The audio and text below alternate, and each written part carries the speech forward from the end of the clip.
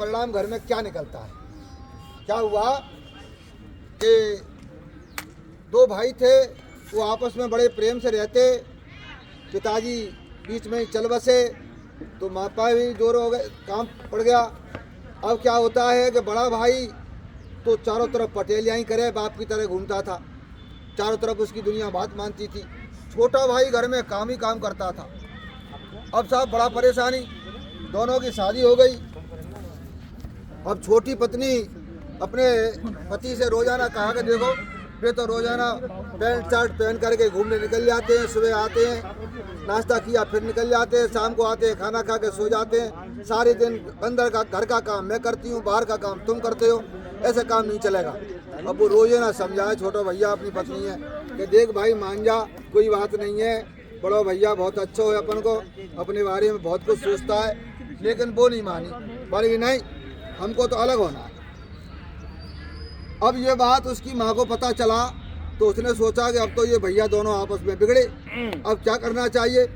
तो एक दिन क्या हुआ कि बड़ा भाई सो रहा था तो सोते सोते उसकी माँ उसके पास में गई और एकदम बोली, अरे बेटा क्या हो भैया, कि तेरे पेट में तो छाप की गई हो, अरे मैया तो अब तो मैं मरूंगा। अब बाकी वो दिमाग में चिंता घुस गई, छाप की गई अब मरो, तो आना जाना सब बंद और खाट पे ही पड़ा, रोटी पानी बंद हो गया।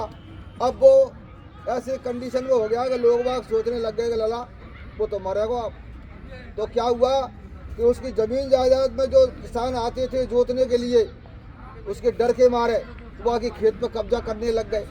छोटो भैया कहूँ जाए कि भैया हमारा खेत नहीं जोते को, एक चूतिया चलो जा हमारे ही जोत जा, हम जा तेरे, ऐसे उल्टे जवाब देने लग गए।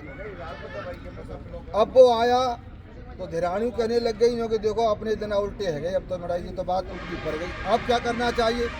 बिन्ने की कैसे करो मैया तो क्यों कि भैया ठीक होना चाहिए, नहीं तो है वो काम खराब। अब वे बोले दोनों आगे पति पत्नी कि माँ कैसे भी हो मम्मी, हमारा ये बड़ा भाई ठीक होना चाहिए और नहीं तो घर की कंडीशन खराब हो जाएगी। अरे बेटा अब कैसे ठीक हो, आगे पेट में ना तो छाप की निकले और ना ये ठीक हो,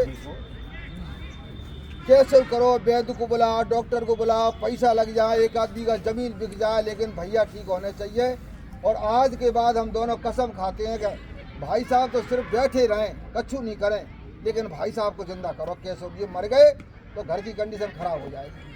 अब जब बिल्कुल घट पे छोटे भैया की घर वाली आ गई तो माँ ने सोचा कि अब इसकी कंडीशन घर में चलाने लायक हो रही है। अब इसके दिन के दिमाग में जो गर्मी थी, घमंड था, तो सब निकल चुका है। तो अब क्या करना चाहिए।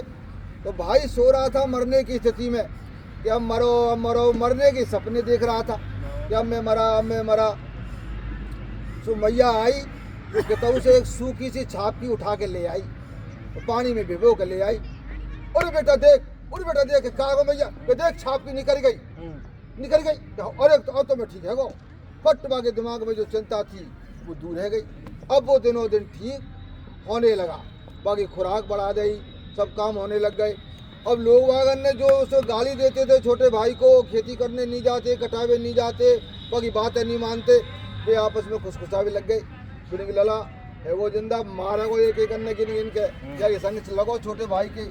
अब छोटे भैया के ढंगा आए, अरे भाई तेरे खेत में अगर कोई काम हो तो बता दियो यार, हम आज फालतू बैठे, हमारा ज्वारो फालतू बैठो है, तुम्हारे खेत जोते आएंगे और वो कर ले।